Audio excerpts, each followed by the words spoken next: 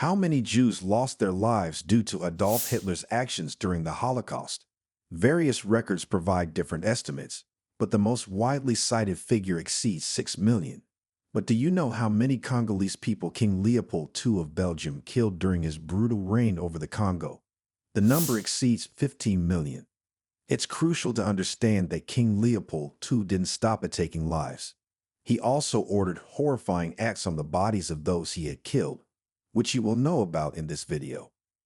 But one thing should be clear here. Neither the Holocaust nor the brutalities committed by Leopold II can ever be justified. However, it's worth noting that the way Europeans and people in general criticize these two figures differ significantly. Despite Leopold II's nightmarish atrocities, his actions do not often face the same level of scrutiny as Hitler's. Yet Leopold II's heinous acts extended beyond this point. During his oppressive rule over the Congo, he unleashed some of the most severe crimes against humanity, sending shivers down people's spines. He was fully aware that he couldn't carry out such horrors within his own nation of Belgium, among his own people, so he decided to play with the lives of millions of Congolese in the Congo. Now, what exactly did he do? And what of the grueling details of the black genocide he orchestrated? Leopold II is often described as a sadist who derived pleasure from the suffering of black people. Let's find out the horrifying realities of this genocide in this video. The Black History Archives. In 1869, a British journalist and explorer by the name of Henry Morgan Stanley embarked on a perilous journey into the heart of Africa. His mission was to locate another Englishman, Dr. David Livingstone, who had disappeared while pursuing the elusive source of the Nile River. 2 arduous years of exploration eventually led Stanley to Livingstone, whom he found in the vicinity of modern-day Tanzania. Livingstone was surrounded by local tribesmen, whom Stanley, in his characteristically British humor, labeled as hostile.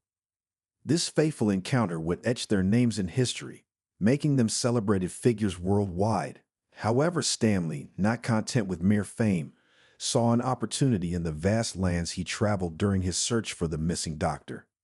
Stanley's daring exploits did not go unnoticed by King Leopold II of Belgium, a man driven by grand ambitions and scant conscience. Leopold harbored aspirations of ruling like an absolute monarch, where his every word would be treated as a life or death command. However, he could not do that in Belgium, where people were demanding rights and could never accept to submit to their king. Yet the desperate thirst for power was unresting. That's when Leopold turned his gaze towards Congo. The concept of Congo appeared to him as an alluring prospect that could satisfy his darkest desires. With the consent of the Belgian government and the approval of other Western European nations at the infamous Berlin Conference of 1884–85, Leopold essentially laid claim to large portions of what is now the Democratic Republic of the Congo. Well, the irony is that Europeans sat together and divided Africa into various countries. Straight lines were drawn on the map since they didn't know what lay there. Ultimately, King Leopold II got Congo under his control, a private property where his words would be the law and the Belgian government would have nothing to do with that. Yes, no courtesy extended to the Congolese people. Leopold declared the land his dominion, and thus, the Congo Free State was established. However, there was a cruel irony in the name, for the Congo was far from being a free state. That's what European colonizers used to do. They would give fine and nice names to the colonized regions and plunder them brutally. Leopold had a knack for greasing the wheels of his diabolical machine, and he did not hesitate to borrow funds from the Belgian government to solidify his control over this newfound colony. The land became his personal fiefdom, which he exploited with ruthless precision. Despite being 79 times larger than Belgium, Congo was transformed into King Leopold's personal cash cow. Even the once profitable ivory trade couldn't satiate his insatiable hunger for wealth, leading to the mass slaughter of elephants in pursuit of riches. But the story doesn't end there. A new resource, rubber, emerged, further fueling the appeal of immense wealth. Leopold's insatiable appetite led him to order the Congo's transformation into a colossal rubber plantation, regardless of the immense human cost. Despite the fact that slavery was illegal in Belgium, King Leopold remained indifferent to such legalities in the Congo. There, his word was the ultimate law, and he ruled with unchecked authority, turning a blind eye to the suffering of Congolese tribes. As long as the money kept flowing in from rubber and other resources, Leopold looked the other way, displaying an alarming indifference to the unspeakable atrocities that transpired under his watch. Here's a reminder to please support us so we can make more videos for you by subscribing to our channel and giving the video a like. We want to build a strong community and we need your support. Let's continue now. Human lives in tribal cultures were seen as mere expendables in the relentless pursuit of wealth. Leopold's indifference to the suffering of the Congolese was stark, so long as his coffers overflowed with profits. He treated the Congo as his personal playground, completely disregarding the rights and well-being of its inhabitants. At that time, however, there was little concern for the plight of the Congolese. While Western European nations and the United States had abolished slavery within their own borders, their treatment of non-white minorities, especially black people, was tainted by profound disdain. Nowhere was this loathsome attitude more evident than in their African colonies, where native people were relegated to second or even third-class status in their own lands. They were denied citizenship, a term that would imply a modicum of respect. Instead, they were ruled and oppressed by outsiders who regarded them as mere playthings. King Leopold II exercised control over the Congo through his mercenaries. However, this could not have been achieved without enlisting the support of certain African tribes. This was a typical strategy of colonial powers. They would align with tribes antagonistic to the indigenous people and employ them to govern the land. That's why, in history, they often depicted themselves not as perpetrators of atrocities, but as legitimate inhabitants. Yet the reality was far more sinister. Several tribes in the Congo were hostile to those working on rubber plantations and elsewhere.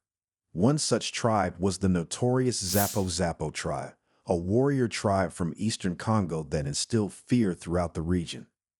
The men of this tribe had a gruesome appetite for slaughter, not only during raids but also in ghastly ceremonies.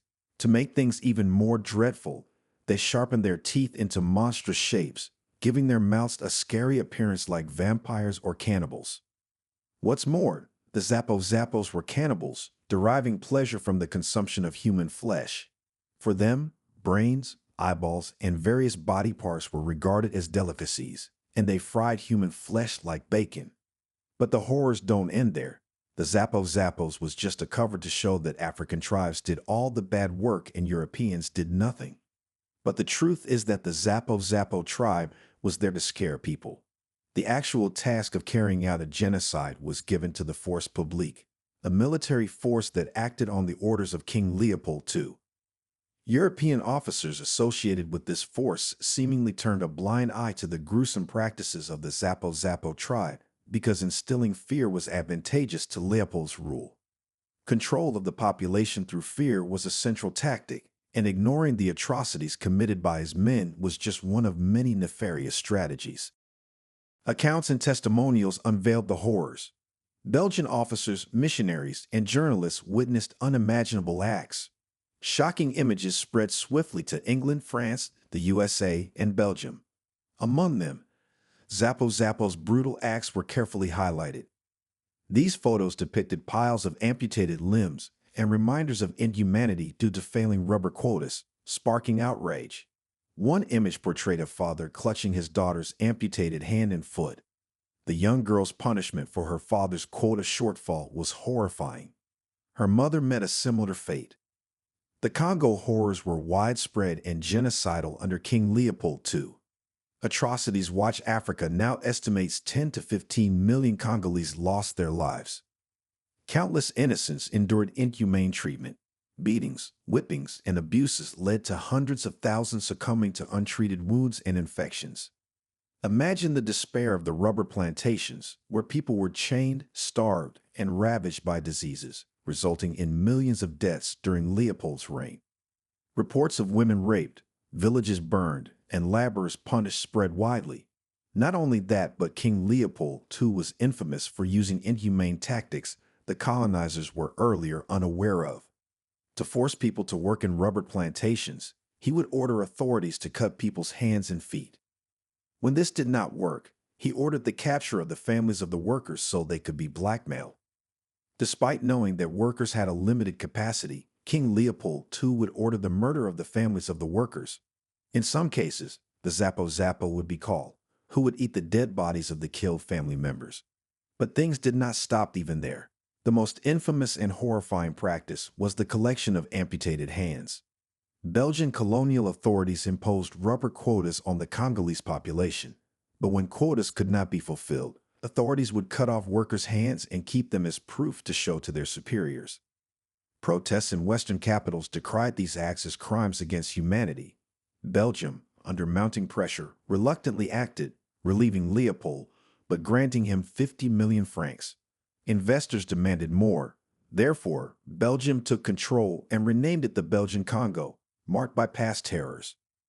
But let's not forget the man behind this terror, King Leopold II. He wasn't a passive observer, aware of the atrocities through newspapers and aides. Yet he chose to maintain his ill-gotten power by turning a blind eye. Leopold ordered the destruction of Congo-related documents, making it clear that he was deeply involved, and that what was done to the Congolese people was more than brutal. King Leopold II was twice the monster Hitler was because, at some point, Hitler regretted what he did. But King Leopold II never did. In history, he will be always remembered as the Butcher of Congo, the man who killed 15 million black people and never faced any legal charges. Did you know this part of the black history when a black genocide was carried out? What do you think? Why don't they talk about this black genocide as much as they tell the stories of the Holocaust? Let us know your thoughts on whether Belgium can ever get rid of the guilt and how it can compensate for it. Would you like us to make more videos? If yes, please support us by subscribing to the Black History Archives and clicking the bell icon. You can check out more videos on our channel too.